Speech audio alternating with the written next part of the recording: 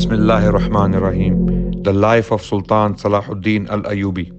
What is taken by force cannot be returned except by force. Before the calamity of the loss of Jerusalem hit the Muslim world was very powerful.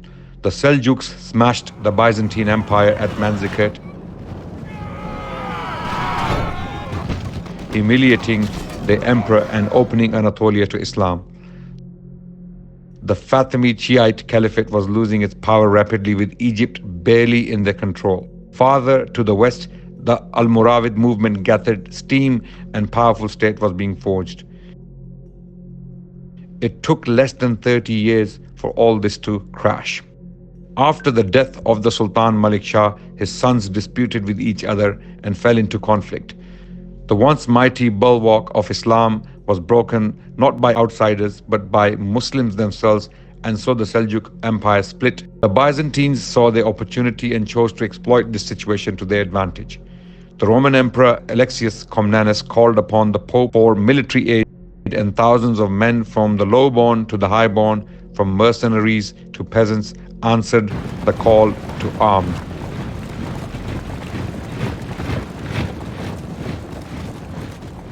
While the Muslims fought and weakened each other, the Crusaders created a bloodbath through the Muslim lands. And thus they succeeded in their goal of taking the Holy Land, the city of Jerusalem, the third holiest site of Islam, from the Muslims. It took less than 30 years for all this to occur. Unfortunately, we cannot cover the entire history of the Crusades, but we will touch upon them briefly. The First Crusade, as it is called, lasted from 1095 to around 1099. The First Crusade was able to establish several principalities, including the Crusader Kingdom of Jerusalem. Before the official beginning of the First Crusade, the People's Crusade was launched. It was an unofficial crusade whereby many peasants and warriors joined forces under the leadership of a man called Peter the Hermit. They traveled from Western Europe to the Roman Empire and invaded Asia Minor.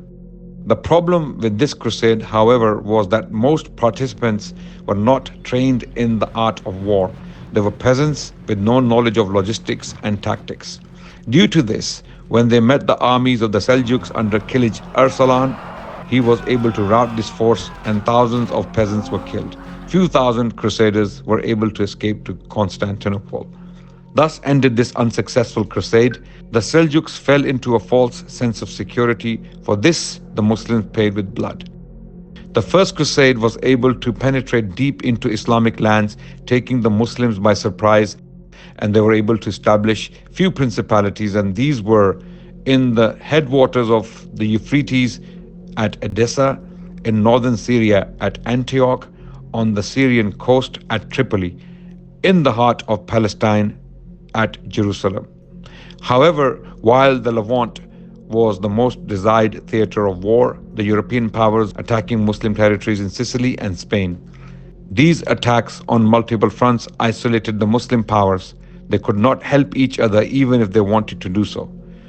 The surprise invasion of the Levant took Muslims by shock, and they were now aware of the danger to the Islamic world, but the divisions still existed in the Muslim world. Imad ad-Din Zangi was one of the most influential Islamic rulers during this time. The year was 1127 when Imad ad-Din Zangi became the Atabeg of Mosul, and from there he was able to establish his power, and it was Imad ad-Din who was able to inflict the first significant defeat upon the Crusaders by recovering the Principality of Edessa. This was a catastrophe for the Crusader states and a blessing to the Islamic world. Imad ad-Din Zangi died in 1146. His son Nuruddin Zangi continued his father's policy. It was under Nuruddin, the general Asaduddin Sherku, the uncle of Salahuddin, was able to take Egypt from the Fatimids in all but name. Nuruddin Zangi knew without securing Egypt, the Crusaders could not be defeated. With the death of Asaduddin Sherku, his nephew Salahuddin al-Ayyubi was able to overthrow the Fatimid Caliphate and establish a Sunni state under the overlordship of Nuruddin. Thus, the Islamic forces were united at last, and they formed a circle around the Crusader forces. However, Salahuddin's position was not secure as Nuruddin's. Egypt and the lands around it were previously under the Shiite Fatimid Caliphate's rule, and Salahuddin had a lot of internal struggles to deal with. With the unification of the Islamic front, Nuruddin ordered his vassal Salahuddin to attack the Crusaders. Salahuddin was going to strike from the south, while Nuruddin would strike from the east. However, before the two could meet, Salahuddin received news that the supporters of the now eliminated Fatimid Caliphate were gathering in preparing a revolt. Salahuddin was forced to pull back and bring order to Egypt. This displeased Nuruddin, who sent Salahuddin's father to help him. During the next year, Salahuddin had to return to Egypt again to keep the revolting factions under control. Nuruddin said, "Protecting Egypt is more important to us than anything else." Thus, Nuruddin understood the position of Salahuddin, and Salahuddin sent tribute to Nuruddin. While Salahuddin was ruling Egypt, he was able to conquer Nubia, Western Maghreb, and Yemen. This stretched the realm of Nuruddin from Syria to Yemen, from Egypt to Nubia and Western Maghreb.